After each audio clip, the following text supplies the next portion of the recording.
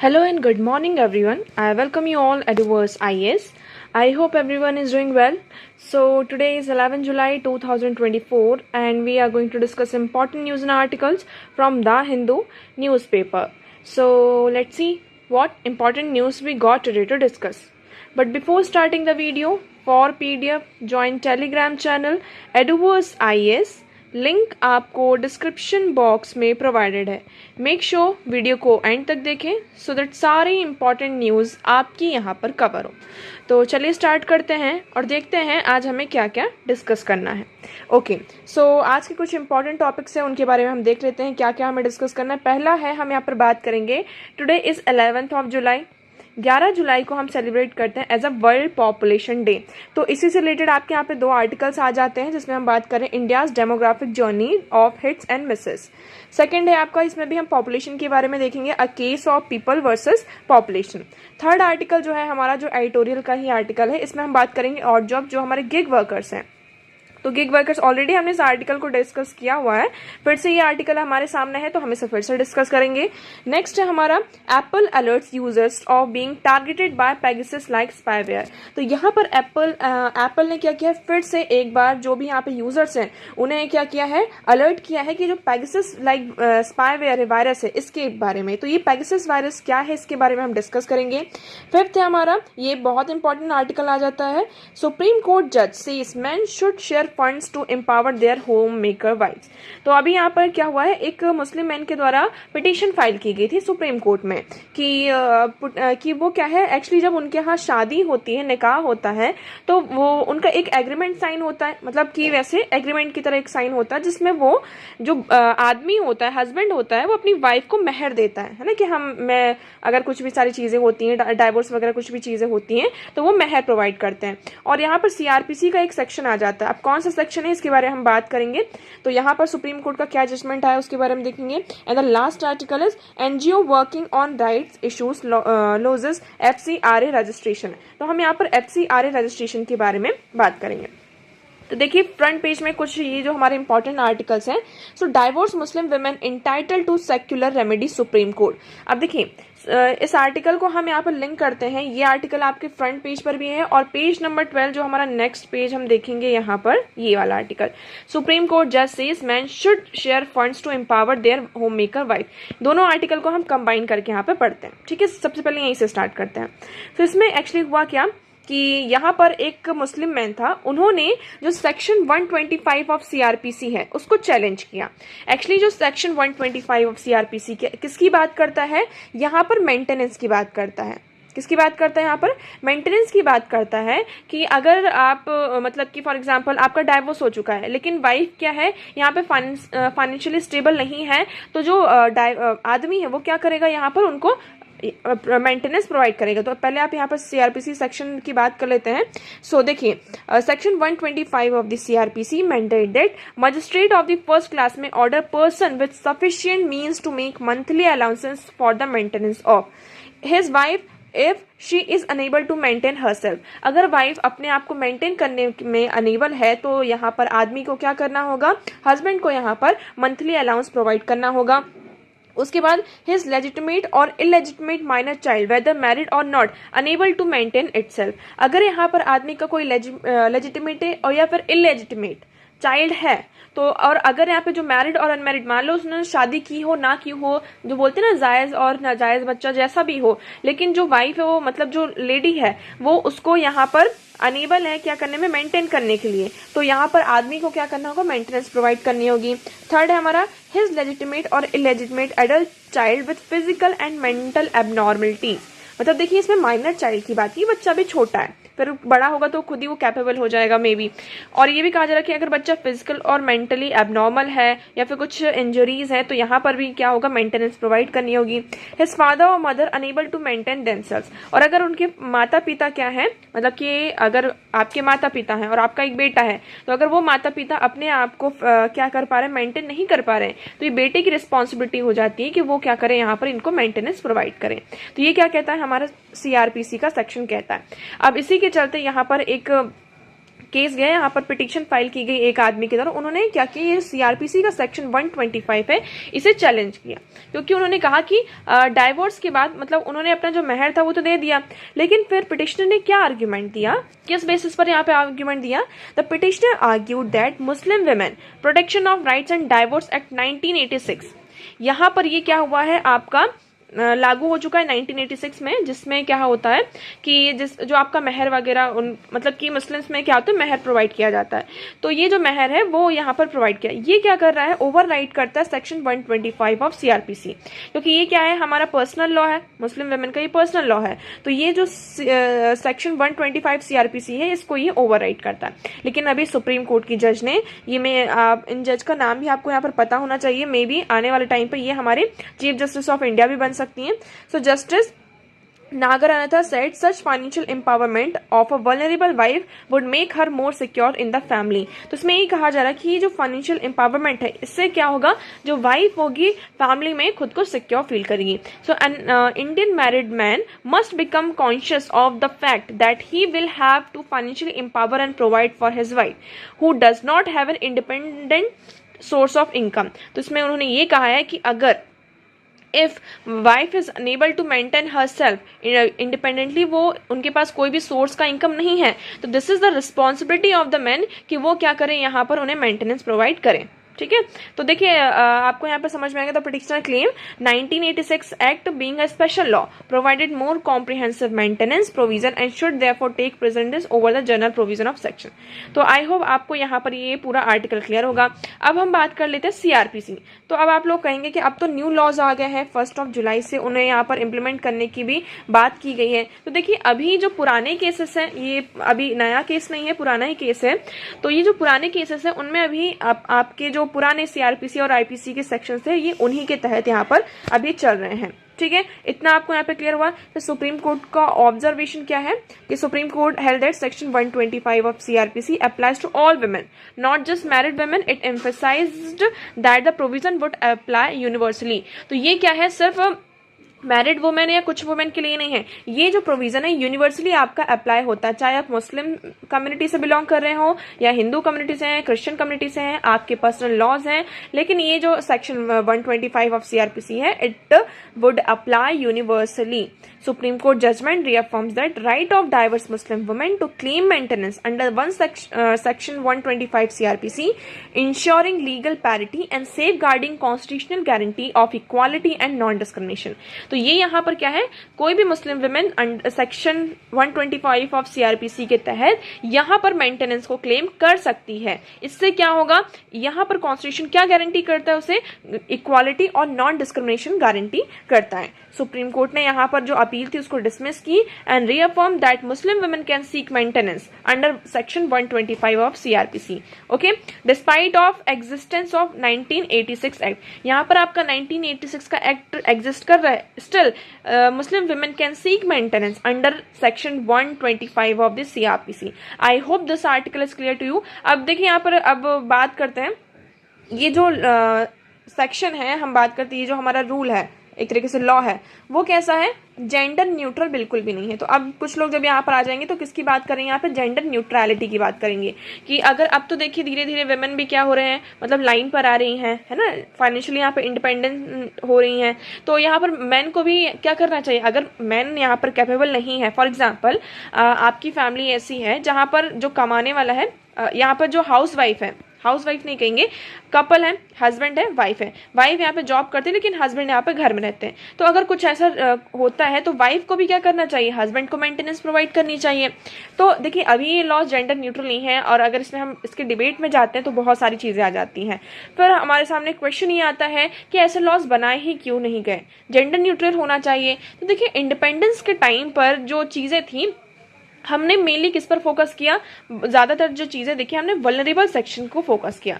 Vulnerable section में एक section जो है, एक पार्ट जो है आपका वुमेन का भी आ जाता है कि वुमेन को यहाँ कितनी ज्यादा यहाँ पे डिप्रेस थी और सारी चीजें थी, इसलिए उनके लिए यहाँ पे कुछ प्रोविजंस बनाए गए so that we can ensure their safety, equality in the line of the society.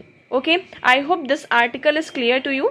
Okay, now next move करते हैं। So the next article is here okay, India's demographic journey of hits and misses. देखिए यहाँ पे दोनों article almost same है, दोनों को combine करके हम यहाँ पर पढ़ेंगे कि ग्लोबल पॉपुलेशन राइज हो रही है और इंडिया में क्या क्या प्रॉब्लम्स है उसके बारे में भी हम यहाँ पर बात करेंगे, है ना।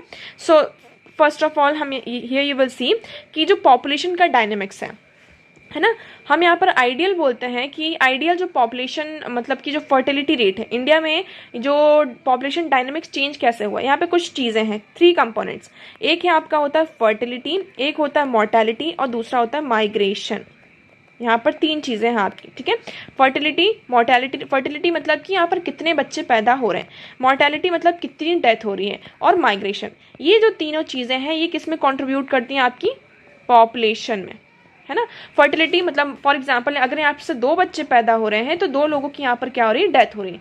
तो यहाँ पर क्या हुआ, रिप्लेसमेंट हो गया, 2 लोग गए तो मतलब 2 लोगों ने इन 2 लोगों को रिप्लेस कर लिया। तो फर्टिलिटी एंड मोर्टेलिटी रेट। अब इस आर्टिकल में ये डिस्कस किया गया है कि हमारी जो मोर्टेलिटी रेट है वो धीरे धीरे कम हो रही है। क्यों कम हो रही है, क्योंकि यहाँ पर जो लाइफ एक्सपेक्टेंसी है वो इंक्रीज हो रही है।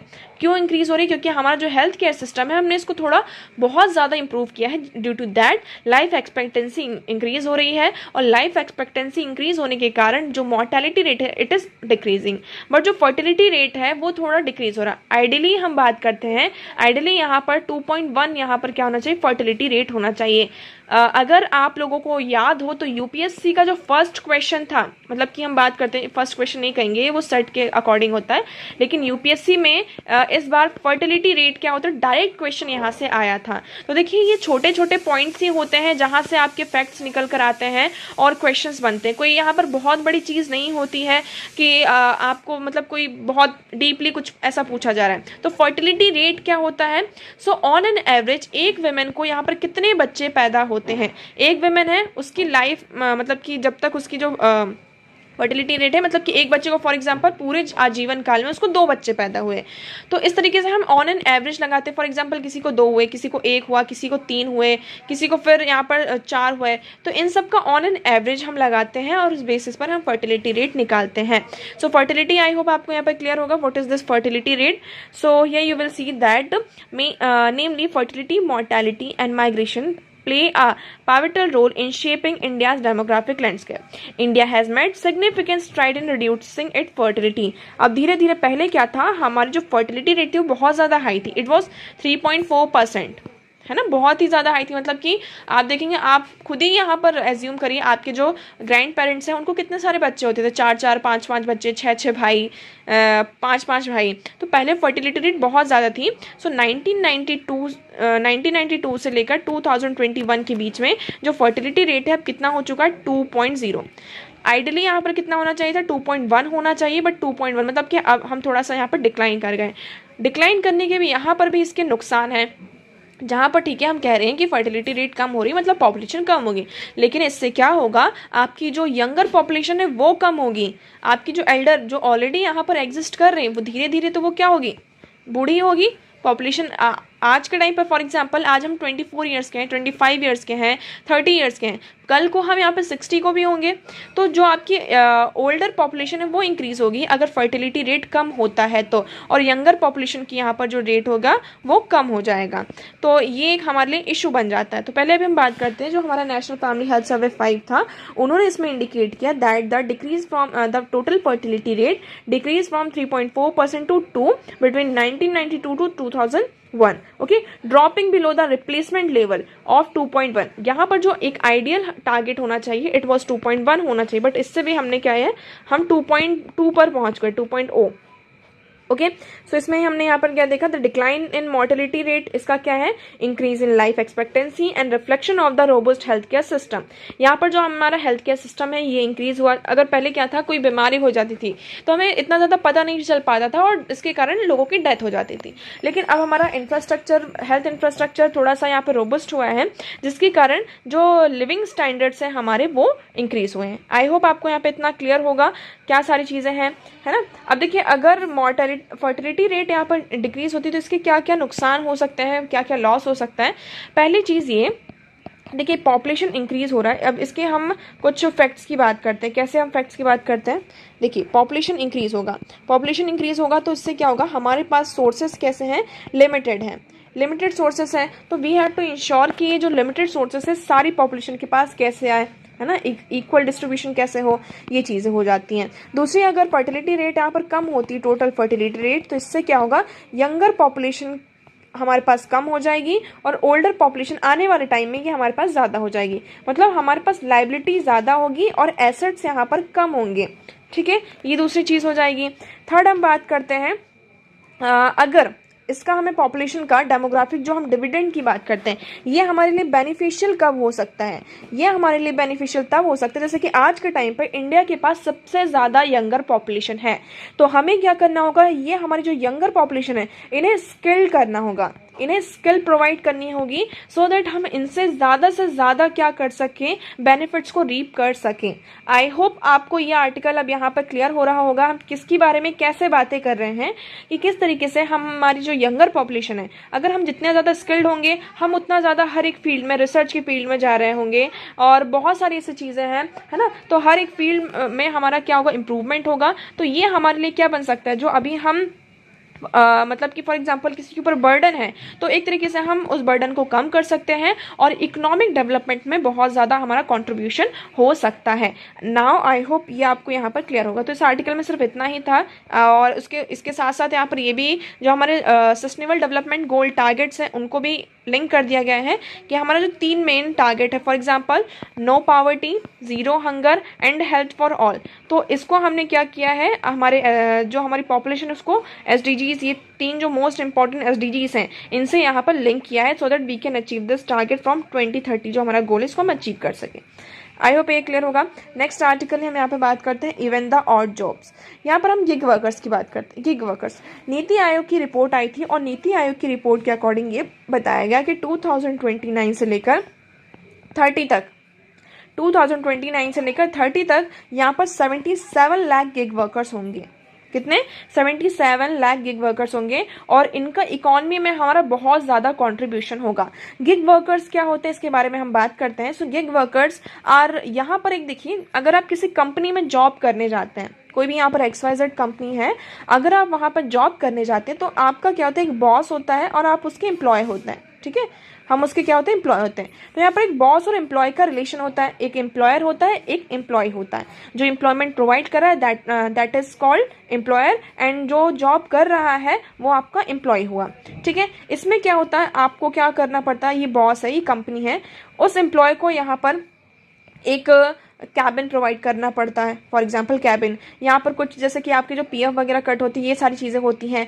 फॉर एग्जांपल कभी यहाँ पे आपको पता है कि छुट्टियाँ भी होती हैं, है ना, तो उस छुट्टियों का भी उनको सैलरी में पूरा पेमेंट वगैरह दिया जाता है, ये सारी चीज़ें होती हैं। साथ साथ यहाँ पे कुछ जो सोशल सिक्योरिटी प्रोविजंस हैं वो भी यहाँ पर प्रोवाइड करवाने पड़ते हैं। तो ये हमारा एक जो नॉर्मल सिस्टम है उसकी बात करते हैं। अब आता है कि आपका गिग वर्कर्स। अभी गिग वर्कर्स क्या होते हैं? गिग वर्कर्स मतलब आप लोगों ने फ्रीलांसिंग के बारे में तो सुना ही होगा। फ्रीलांसिंग क्या होता है? फॉर एग्जांपल मैं यहाँ पर ट्रेडिशनली इस कंपनी में काम नहीं कर रही हूँ, है ना, I am not working traditionally in this company, but what I am doing कि मैंने कॉन्ट्रैक्ट बेसिस पे मैंने ये कर लिया कि कंपनी का यहाँ पर कोई ABC वर्क है, ये यहाँ पर पूरा ये काम करना है, तो मैंने क्या किया, कॉन्ट्रैक्ट कर लिया कि ठीक है मैं ये काम आपको 2 महीने में या 3 महीने में आपको ये काम कंप्लीट करके दूंगा। अब चाहे मैं उस काम को 1 दिन में कंप्लीट करूँ या 10 दिन में कंप्लीट करूँ, that is up to me.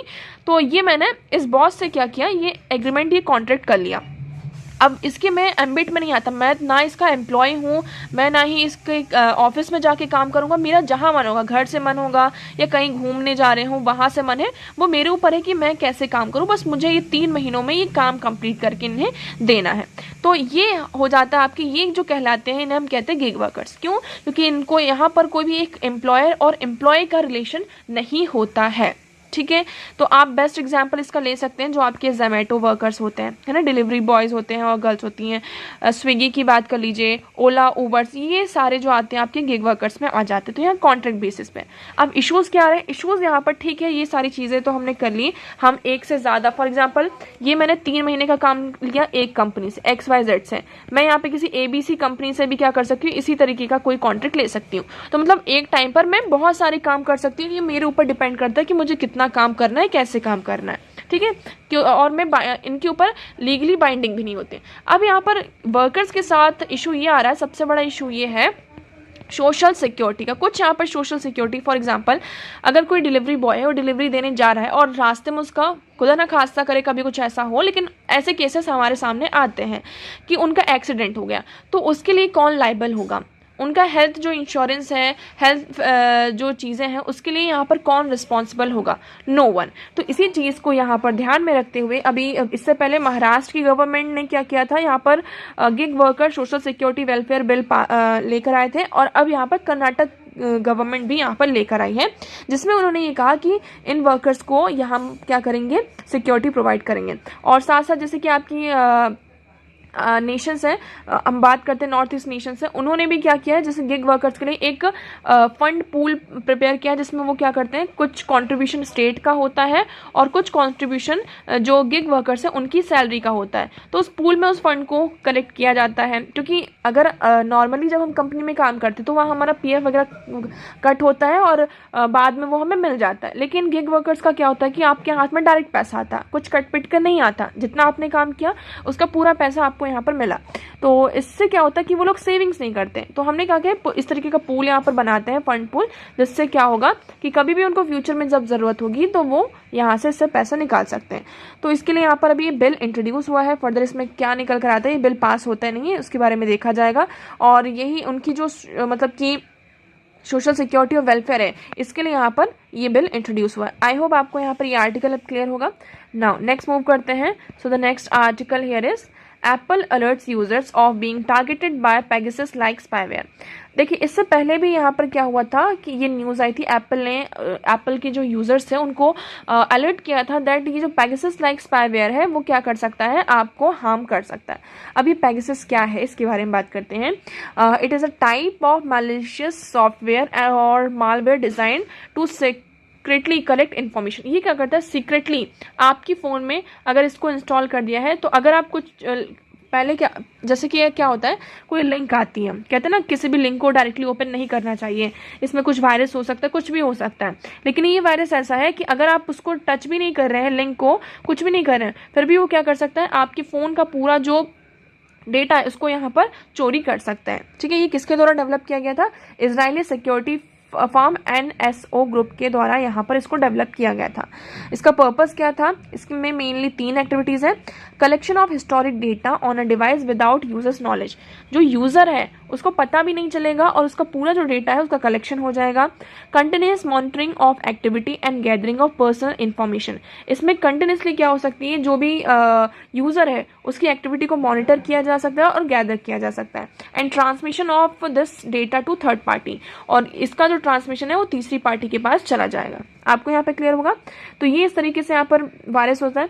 So it is a part of tyre called zero click exploits, whereby it takes advantage of bugs of popular apps such as iMessages, WhatsApp to infiltrate the system। अब actually problem ये आ रही है फिर से यहाँ पर, अब ये एप्पल सिर्फ क्या एप्पल में ही हो रहा है, नहीं, ये आपके एंड्रॉयड एंड जो भी आपका एप्पल है, आईफोन्स हैं, दोनों में यहाँ पर ये वायरस होता है। लेकिन एप्पल सबसे ज़्यादा यहाँ पर क्यों अलर्ट दे रहा है, क्योंकि आप लोगों ने सुना ही होगा कि एप्पल का जो सिक्योरिटी सिस्टम है बहुत ज़्यादा स्ट्रॉन्ग है ना, इसलिए यहाँ पर अभी एप्पल यहाँ पर अलर्ट दे रहा है। यहाँ पर एंड्रॉयड की तरफ से भी आने वाले टाइम पर आएगा। अब यहाँ पर प्रॉब्लम क्या आ रही है कि ये स्पाईवेयर, ये जो वायरस है आ कैसे रहा है, तो यहाँ पर NSO ग्रुप का कहना है कि हम किसी को भी ऐसे ही, किसी भी इंडिविजुअल को ये यहाँ पर ये जो सॉफ्टवेयर है वो नहीं प्रोवाइड करते हैं। ये कोई गवर्नमेंट होती है ना, किसी न किसी गवर्नमेंट को ही ये देते हैं और ये हर किसी को नहीं देते हैं। तो इवन जो हम इंडियन गवर्नमेंट की बात करते हैं तो उन्होंने ऐसा कोई वो नहीं किया कि उन्होंने इस वायरस को परचेस किया है या नहीं किया है। तो देखते हैं, इसमें सिर्फ आपको ये पता होना चाहिए कि पेगासस वायरस क्या है। ओके, नेक्स्ट ये आर्टिकल तो हमने डिस्कस कर लिया है। और the last article is NGO working on rights issues loses FCRA registration. FCRA क्या होता है आपका? Foreign contribution regulation act. Foreign contribution regulation act की बात करें, देखिए हमारे देश में बहुत सारे NGOs हैं, सिर्फ हमारे देश में ही नहीं पूरे वर्ल्ड वाइड हम बात करें तो आपको बहुत सारे NGOs देखने को मिलते हैं जो अलग अलग फील्ड में जो अलग अलग इश्यूज़ हैं उनके लिए काम करते हैं। कुछ एजुकेशन के लिए काम करते हैं, कुछ पॉवर्टी के लिए काम करते हैं, कुछ हेल्थ फैसिलिटीज़ के लिए काम करते हैं, कुछ वुमेन एम्पावरमेंट के लिए है ना, एनवायरमेंट के लिए। तो वेरियस काइंड ऑफ यहाँ पर आपको NGOs देखने को मिलते हैं, नॉन गवर्नमेंटल ऑर्गेनाइजेशन। अब इनको क्या होता है, इनको फंडिंग मिलती है। फंडिंग जैसे कि फॉर एग्जांपल इंडिया की ये NGOs हैं, ठीक है। अब कोई यहाँ पर इन्वायरमेंट से रिलेटेड कोई NGO है, क्लाइमेट चेंज पर वो काम कर रहे हैं, तो इनको क्या हुआ, बाहर से फंडिंग मिल रही। या फिर कोई सोशल इशू है, आप बात कर लेते हैं फॉर एग्जांपल हम जो वर्किंग क्लास है उनके लिए काम कर रहे हैं, तो जो बाहर US है, USSR है, जो वेरियस अदर USSR नहीं सॉरी रशिया हुआ आपका, है ना, फ्रांस है, ये बहुत सारी कंट्रीज़ हैं। तो क्या होता है कि ये कंट्रीज़ से क्या होता है, इनको जो वेरियस कंपनीज होती है, कुछ लोग होते हैं वो फंडिंग प्रोवाइड करते हैं। क्यों करते हैं कि ठीक है NGO है तो फंडिंग प्रोवाइड करनी चाहिए ताकि आप और अच्छा काम कर सकें। लेकिन समटाइम्स व्हाट हैपन कि फॉर एग्जांपल यहाँ पर कोई US का एग्जांपल लेते हैं, ठीक है। ये कोई वर्किंग NGO है, वो वर्किंग एज पॉपुलेशन के मतलब कि वर्किंग जो क्लास है उनके लिए काम कर रहा है। तो जो कुछ आइडियाज़ होते हैं, कुछ आइडियोलॉजीज़ हैं, कुछ NGOs उनको भी प्रमोट करते हैं। तो क्या होता है, जब ये फंडिंग प्रोवाइड की जाती है तो वो उनका मेन फोकस ये होता है कि आप ऐसा करिए, आप इस तरीके का प्रोटेस्ट करिए गवर्नमेंट के अगेंस्ट में, ये सारी चीज़ें, तो ये होगा। और कई बार बहुत ज़्यादा फंडिंग आती थी, तो इस चीज़ को रेगुलेट करने के लिए हमारी गवर्नमेंट क्या लेकर आई, फॉरेन कंट्रीब्यूशन रेगुलेशन एक्ट लेकर आए, जिसके तहत उन्होंने ये कहा कि जो मतलब कि फॉरेन से डोनेशन आ रहा है ना, फंडिंग नहीं कहेंगे, एक तरीके से डोनेशन इसका वर्ड यहाँ पर NGO में दिया जाता है। तो जो डोनेशन आ रहा है इसको रेगुलेट करना है, क्योंकि इस तरीके से आता रहा तो ये हमारे लिए हार्मफुल है ना। तो इसको हमें क्या करना है, रेगुलेट करना है। So FCRA was enacted during the emergency in 1976। 1976 में जब एमरजेंसी थी उस टाइम पर आया था, क्योंकि बहुत ज़्यादा जो फॉरेन पावर्स का इन्फिल्ट्रेशन हमें इंडिया के जो अफेयर्स है उसमें देखने को मिल रहा था, ठीक है, थ्रू दीज इंडिपेंडेंट ऑर्गेनाइजेशन। तो ये बहुत बड़ा कंसर्न बनता है। And then these concern had been expressed in parliament early. पहले भी ये कंसर्न को एक्सप्रेस किया गया था, लेकिन इमरजेंसी के टाइम पर इस एक्ट को लेकर आया गया। इसका ऑब्जेक्टिव क्या था, इट रिक्वायर एवरी पर्सन और NGO wishing to receive foreign donation to be registered under the act.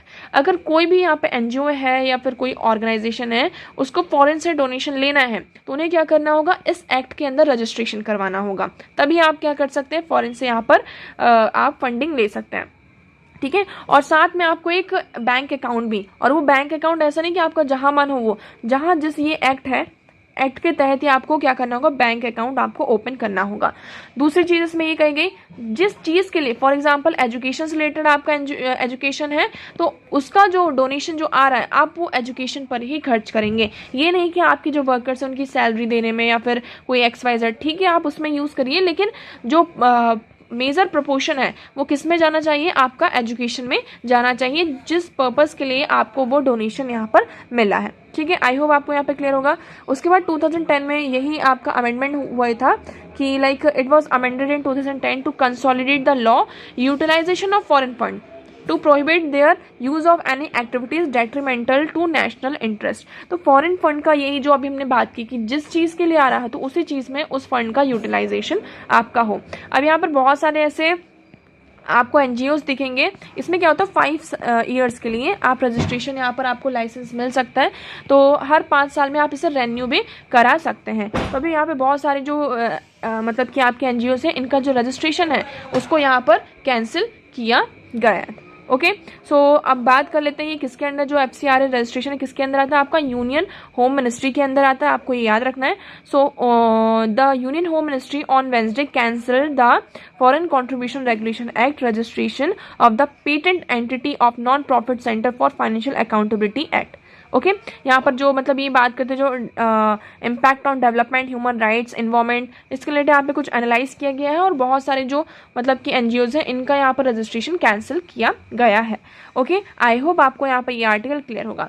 तो आज की न्यूज़पेपर में इतने इंपॉर्टेंट आर्टिकल्स थे, आई होप आपको सारी चीज़ें क्लियर होंगी। बट स्टिल अगर आपको कोई भी डाउट लगता है, कुछ भी ऐसी चीज़ें हैं जो आपको समझ में ना आई हो, so you can freely ask in comment section.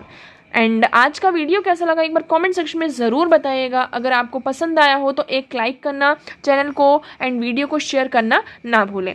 So that's for all today. Thank you so much for discussion.